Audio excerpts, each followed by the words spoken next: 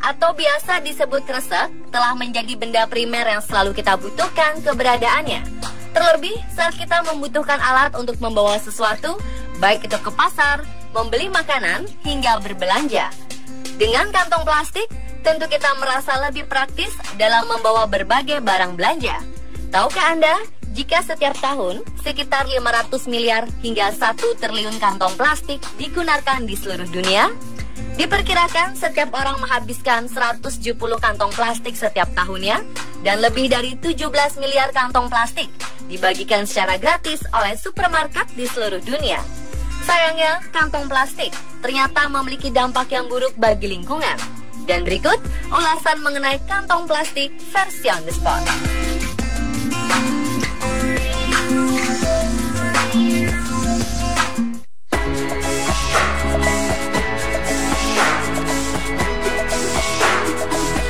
Dalam masa penguraian, plastik bisa membutuhkan waktu 10 abad alias 100 tahun agar dapat terurai secara sempurna. Selama proses penguraian di tanah, partikel-partikel plastik akan mencemari tanah dan air tanah. Ketika dibakar, sampah plastik akan menghasilkan asap beracun yang berbahaya bagi kesehatan.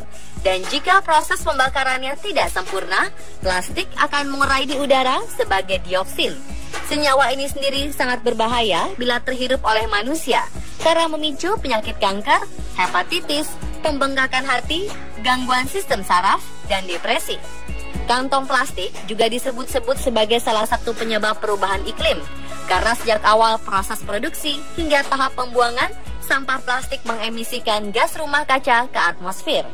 Kegiatan memproduksi plastik membutuhkan sekitar 12 juta barel minyak dan 14 juta pohon setiap tahunnya. Dapat dilihat, proses produksinya sangat tidak menghemat energi. Pada tahap pembuangan di lahan penimbunan sampah, sampah plastik juga mengeluarkan gas rumah kaca.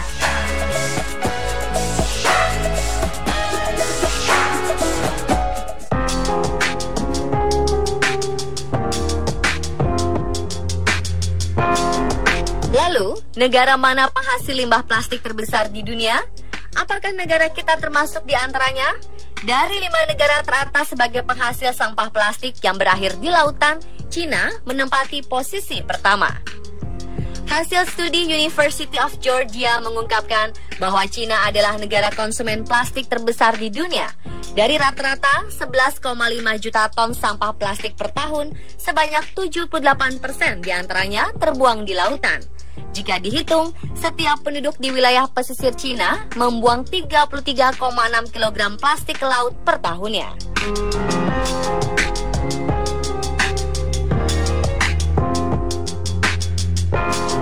Dihitung dari persentase jumlah sampah plastik yang tidak diolah, Indonesia menempati urutan nomor 2 sebagai negara penghasil limbah plastik terbesar di dunia. Sebanyak 87% dari 3,8 juta ton sampah plastik yang dibuang setiap tahun berakhir di laut. Ini berarti setiap penduduk bertanggung jawab atas 17,2 kg sampah plastik yang dampaknya hingga meracuni satwa laut.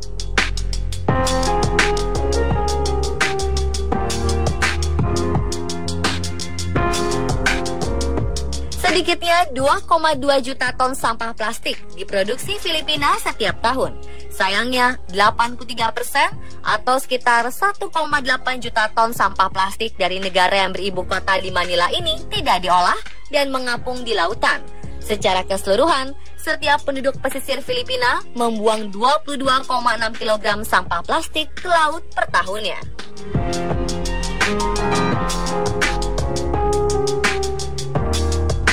Negara tetangga Vietnam memproduksi 2 juta ton sampah plastik.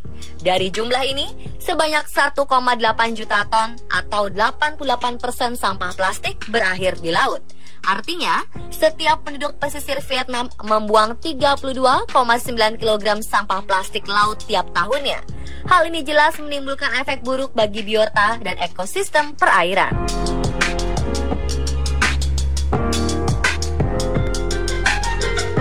Sri Lanka berada di urutan kelima dengan produksi sampah plastik mencapai 1,8 juta ton per tahun. Dari 1,8 juta ton, 84% diantaranya tidak diolah dan akhirnya mencemari laut.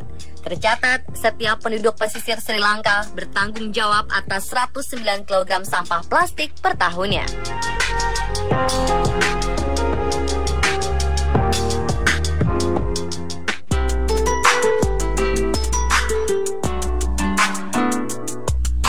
Kementerian Lingkungan Hidup dan Kehutanan atau KLHK menilai persoalan sampah plastik ini sudah meresahkan. Tanah air kita ternyata menempati peringkat kedua di dunia sebagai penghasil sampah plastik laut setelah Cina. Untuk mengurangi laju sampah plastik, mulai 21 Februari 2016, Indonesia menerapkan program plastik belanja berbayar. Dalam aturan yang dikeluarkan oleh Kementerian Lingkungan Hidup dan Perhutanan ini disepakati untuk setiap kantong plastik yang dikenakan biaya Rp200 sudah termasuk pajak pertambahan nilai. Selama lebih dari 3 bulan aturan ini diberlakukan, perilaku masyarakat ternyata belum berubah secara signifikan. Di sejumlah kota, termasuk Jakarta, masyarakat cenderung tetap membeli kantong plastik yang disediakan toko dibandingkan membawa kantong belanja sendiri. Salah satu yang menjadi penyebab masyarakat enggan beralih dari kantong plastik adalah harganya yang murah. Dengan harga yang hanya Rp200, pembeli lebih memilih tetap memakai kantong plastik dari toko dibandingkan membawa tempat sendiri. Padahal surat edaran ini diterbitkan agar masyarakat mengurangi pemakaian kantong plastik yang mencapai 1 juta plastik tiap menitnya. Tak hanya di Indonesia, ternyata kebijakan plastik berbayar sudah dilakukan oleh Inggris dan Irlandia. Setidaknya, penggunaan kantong plastik berbayar di kedua negara ini membawa dampak positif dengan pengurangan mencapai 90%. Cina, sebagai negara penyumbang nomor 1 sampah plastik terbesar di dunia, secara resmi mengeluarkan kebijakan yang melarang pembatasan tas plastik sejak Februari 2008 di seluruh wilayah Cina. Pembatasan tas plastik ini meliputi produksi, penjualan, hingga penggunaan tas plastik. Di satu sisi, tas plastik tak boleh lagi diberikan secara gratis. Setelah kebijakan ini diterapkan, Cina melaporkan bahwa penggunaan tas plastik turun 24 miliar atau 2/3 dari jumlah sebelumnya. Penurunan ini memangkas emisi CO2 lebih dari 10 juta ton. Negara lainnya yakni Bangladesh, sejak 2002 lalu secara resmi sudah tidak menggunakan kantong plastik. Peraturan ini dikeluarkan setelah pada 1988 banjir merendam 2/3 Bangladesh. Penyebab terbesarnya adalah saluran-saluran air yang tersumbat oleh tas plastik. Bangladesh kemudian menggantikan tas plastik dengan tas berbahan goni dan bahan lainnya yang biodegradable atau yang bisa terurai di alam.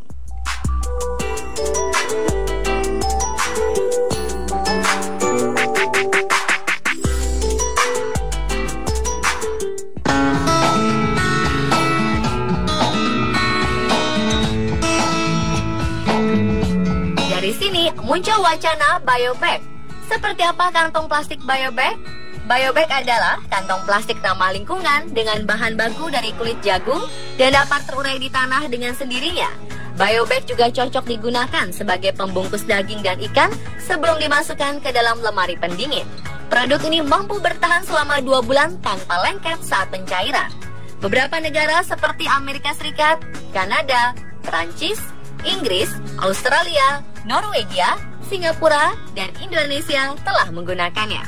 Biobag diproduksi oleh perusahaan Norwegia setelah seorang profesor asal Norwegia melalui percobaan selama 10 tahun. Berbagai macam keunggulan dari biobag dibandingkan dengan kantong plastik biasa, yakni biobag mampu meredam bau dari sampah organik. Jika digunakan sebagai kantong sampah, pori-pori biobag dapat mengatur sirkulasi udara di dalamnya. Selain itu, biobag tidak mudah berembun, sehingga dapat menekan pertumbuhan jamur. Bobot sampah organik yang disimpan juga akan menyusut hingga 50%. Dan yang terakhir, jika dibuang atau dipendam dalam tanah, biobag mampu terurai secara alami hanya dalam waktu 10 hingga 45 hari. Berbeda dengan kantong plastik biasa yang membutuhkan waktu terurai 200 hingga 500 tahun. Jadi, bagaimana? Masih ingin menggunakan kantong plastik?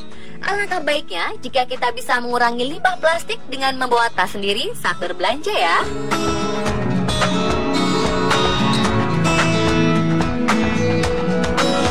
Dan pemirsa, itulah ulasan mengenai kantong plastik versi on the spot.